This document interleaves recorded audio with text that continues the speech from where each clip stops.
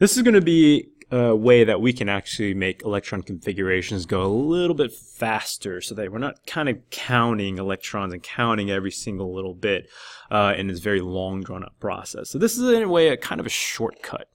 But it's something that you have to kind of recognize and acknowledge first, is that you're going to have to know how to write full electron configurations, but this just makes it that much faster. So let's start off by looking at these first couple of elements here. I've got them listed out: lithium, beryllium, boron, carbon, so on and so forth, through neon.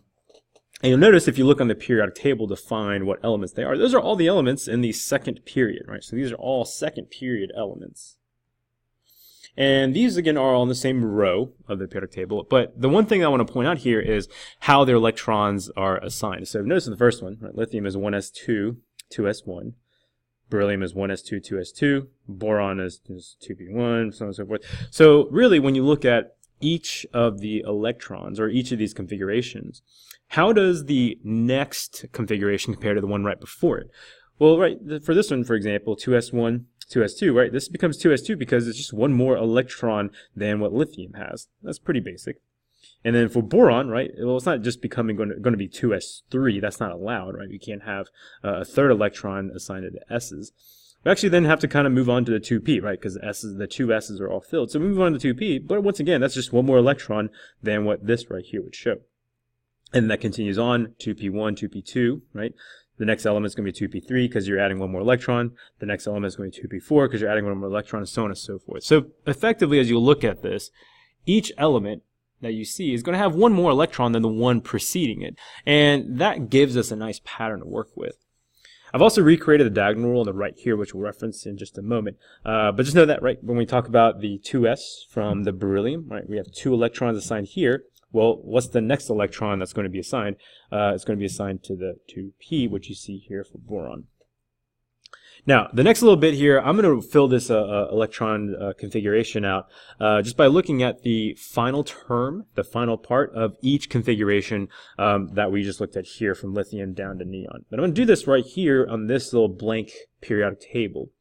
So you'll find this kind of to be sort of a long, drawn-out process, and I'm not going to do every single bit of this, but I at least want to give you kind of an initial look to show you what it is that I'm getting towards. So on this first one right here, I'm going to simply write out the final term of the configuration. I'm going to skip around a little bit, but I think you'll get the hang of it after a little while. I'm going to try and keep the diagonal rule in reasonable view here as we do this next part. So once again, I start here, right? This is the element, the box anyway, that corresponds to lithium. The term that this ends with is going to be 2s1. Right? The next one is going to be 2s2 for beryllium. And then over here, I'm actually going to change colors. We'll see why in a little bit. I'm going to come over here for where boron is and go ahead and fill in 2p1. And then that becomes carbon to make that 2p2. Ends in 2p3 for nitrogen. Oxygen ends in 2p4. Fluorine ends in 2p5, and finally neon ends in 2p6. So these again are the 8 elements anyway that we just did the configurations for. Now I can kind of keep this going, right? So after neon, if you look at the periodic table once again, I have another element here, and so after neon it's going to be sodium, and then after that it's going to be magnesium. Now, instead of having to go through and recount out the number of electrons or figure it out by the diagonal rule, I can just know that this one ends in 2p6 over here. So the next thing, right, after your 2p's are done, after this guy's done, we're going to assign our next electrons to 3s. Right, so that means that if I look at sodium and calcium over here, it's going to be sodium is going to be S1. And then the next one after that is going to be 3s2. Right, so that takes care of this part of your diagonal rule. And then whatever element's next, I have no idea what it is. That's going to be this space right here, though, right? That's going to be after 3s, looking at the diagonal. Well, that's going to come around here, start the next diagonal, and my next one's going to be 3p, right? And because I know there can be a total of 6 electrons that can be assigned in total to my 3p's, I know that my next one, whatever the element is, it's going to be 3p1. It's going to end in 3p1. And then the next one's going to end in 3p2. And then the next one's going to end in 3p3. 3p4, 3p5, 3p6. All right. Now, let's keep that pattern going, right? So my p here, I just finished that. I know that's filled out all the way, right? I can have a total of 6 there. So let's move on to my s, which can hold a maximum of 2. Let's see what that looks like. 4s1, and then 4s2. Right, those are my two there. After 4s, come around here, and now we start seeing 3d for the first time. But again, the same pattern as always. We fill in according to how the next diagonal rule will allow us to fill. So after the 4s2 is now going to be 3d1, 3d2, 3d3, 3d4, so on and so forth. Now, as you can tell, right, this is a pattern that just keeps going on forever, pretty much. We're going to cut it off after a little while. So, and I'm going to actually stop this and kind of fill in some more. I'm actually going to go all the way through to where I stopped about here. All right, so I'm going to pause and go and start filling some stuff out, and you're welcome to keep this pattern going. All right, so as you can see here, I've effectively filled in everything that the diagonal rule tells me I need to fill in. I have ended up with the 4p6, and I came around here to the 5s's, right? After the 4p, you do the 5s's. 5s's are done. After the 5s's, you come back around here. The next diagonal is going to be 4d. 4d's, all of these, done. 4d's, then it's 5p. These, done. All right, and then finally, 6s up here, right, next in the diagonal rule. That actually corresponds to the 6s's that are right here. And then finally, you have the next one after 6s. According to diagonal rule, right, after 6s is going to be 4f. Well, 4f, if you remember, that can hold a maximum of 14. Well, unfortunately, I don't have 14 spots across here. I still only have 10, and I can't really go into this area. If you can't tell, these p's are all here. All these end in p something. So there's a bit of a break in the pattern, except don't forget, right, you have these boxes down here, right, these boxes down here. So if you go through this, you can actually see that they fill out according to what you see according to the diagonal rule, right? You have 14 of them to go, and this is going to be my 4f1, 4f2, 4f3, so on and so forth. Now, the nice thing about this, again, is that you actually, again, can pretty much tell what element we're going to be working with just by its last term. And this is something that, you know, sometimes might be intuitive, maybe not, but there's a certain amount of this that you can just sort of count it out. Now, the one thing about this section right here, I will say, is that there is an extra couple of boxes there. You can go ahead and get rid of those for now. We'll talk about why they're there in the first place. But then, right, you can kind of keep going and see that, right, after my 4f's are done, you can see here, my 4f's are done. Now I move on to 5d. Well, 5d will be in this main contiguous section again. So going back up here, this will be 5d1, 5d2, 5d3, and so on and so forth. All right.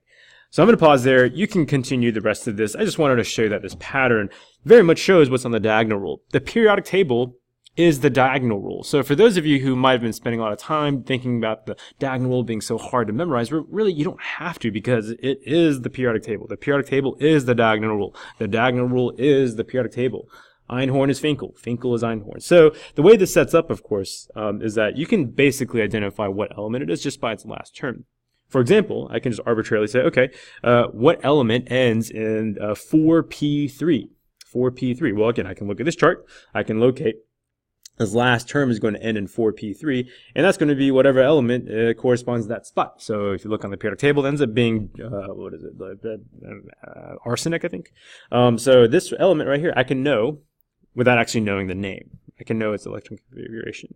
The next part is, the best part is actually, I can say, all right, I want to know what the configuration is for arsenic, which is this spot right here. What's going to be its electron configuration? Well, I know that every single orbital type is going to be filled leading up to 4p3. So for arsenic, I'm just going to do arsenic right here, its electron configuration will be 1s2, 2s2, right? Filling up all these. Filling up all this right here. 2p6. I know it's going to be all these filled up as well. 3s2. It's going to be, all these are going to be assigned. 3p6, and then coming down here, 4s2, filling in all of these, 3d10, and then finally 4p3. Normally, you'd go through and count out how many electrons there are, and then start going through these one by one, taking off 2 for this one, taking off 2 here, 2 here, 6 here, 2 here, 6 here, 2 here, and kind of in a tedious way, sort of whittling away from the total number of electrons that arsenic has. Instead, I can just go ahead and know, okay, my last term is going to be this. Everything else leading up to that is going to be full. I'm just going to write them all in according to the diagonal rule, and then I am done. So that's effectively it. That's the kind of the pattern here. And we can shorten it up in a couple of ways. And by the way, you can see, what do you notice about the pattern of endings and the sections of the periodic table? Well, you notice all of these over here end in your S's. All of these here have some sort of a D something. These are all your P something. These are all your F somethings. Again, I didn't fill out the rest of it. You're welcome to do it, but you hopefully get the idea. The point is, they all end in the same type of orbital. Right? Each kind of chunk ends that same way. We'll talk about what that is in a little bit. So a quick review of the actual language of the diagonal rule. The diagonal rule is the pattern of electron filling that fills by increasing energy orbitals, right? So lower orbitals first, then the next highest, or the next lowest, so on and so forth. But not by increasing energy levels, right? We're not doing this row by row according to the periodic table, or according to this diagonal rule, the way it's set up, right? We're not doing it row by row. We're doing this in this very specific diagonal pattern going this way. So in this case, I can kind of shorthand it all, because what I can do is then say, right, if I have 1s, I know that 1s, I'm going to circle this here, corresponds to this over here, right? This is my 1s. It's a terrible way to write that, but you get the idea. It's my 1s and my 1s. All right, next is my 2s. Well, 2s is going to correspond to this, right? This is my 2s section. All right, what about next? After my 2s's are assigned, I have 2p's assigned. Let's go ahead and use some blue here. So all this in here, this is my 2p section. All right, circle that. Next right here is 3s. This is going to be red again. 3s, that's going to be this part right here. All right, next is going to be my 3p's. After my 3s is done, I come around my 3p's. 3p's. All of these are going to end in something, something, something 3p. After my 3p is going to be 4s. That means this chunk right here is going to end in 4s. After 4s come around here, I know it's going to be 3d next, so let's go ahead and highlight all of this. These are all going to be 3d of some kind. After 3d is done, we have 4p. That'll be in blue. 4p. All of this right here, right? And so I can just basically know that my periodic table shows the diagonal rule and not really have to know exactly what the endings are. Now, a couple things here. You'll notice that for the most part, whatever period it's on, whatever row it's on, it kind of matches the energy level. For example, right, these 2p's right here. This right here, again, is on the second period. That's nice. 3p, that's on the third period. 4p, that's on the fourth period. Same thing with the s's over here, right? My first period, my second period, third period, fourth period matches the energy level of the orbitals, right? So the 4 and the 4 here.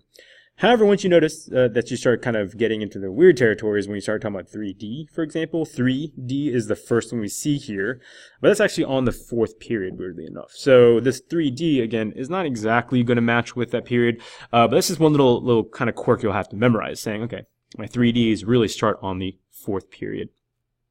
Same thing if you kept this going, right? If I were to look at after 4P, I'd look at my 5S. That's here, right? 5S is here. And then what's next? My 4D. Well, my 4D, again, that's going to span this section in here. Well, again, that's not exactly on the fourth period. It's really on the fifth period. But that's just one of those little quirks about the Ds. They're going to be on one less period than the one that it actually shows up on. Now, you can keep this pattern going. Again, I'm going to kind of move on because I think you get the idea. But let's go ahead and talk about once more the effectiveness of this. Once I have this memorized, I can pick any random element and know exactly what its configuration is going to be. Let's just pick that one right there, for example. Well, I can see that this is in the 3D section, right? Again, normally you have a blank periodic table where this isn't marked up, but you can kind of know that this is going to be a 3D area, and it's going to be the 1, 2, 3, 4th position. So this configuration of this element right here is going to end in 3D4. So I can fill in everything else leading up to it. 1s2, 2s2, 2p6, 3s2, 3p6, 4s2, 3d4. That's the configuration. I don't even have to look at the element. I don't even have to know how many electrons are there. I know that because it's in the 3D section, it's in the 4th position, I can go and spit out everything up leading to that. Finally here, let's go and finish this out. This is going to be how we talk about these blocks. As we mentioned before, if you look at the left two columns of the periodic table, what do all of these elements end in? They end in a S something. Looking at the middle chunk, right, all in here, what do all those end in? Those end in D something. The right 6 columns all the way over here, these end in some sort of a P, right? And so what we do is we basically label these as blocks. So I can say, for example, because I'm in blue already, this section right here, all of these elements, I know all these end in P, so this is going to be called my P block. This middle section right here, right, all of this right here, all of these end in D something, so that's going to be my D block. Right, the very far left one, right, this section right here, all these end in S something, and include this guy right here too. That's going to be my S block.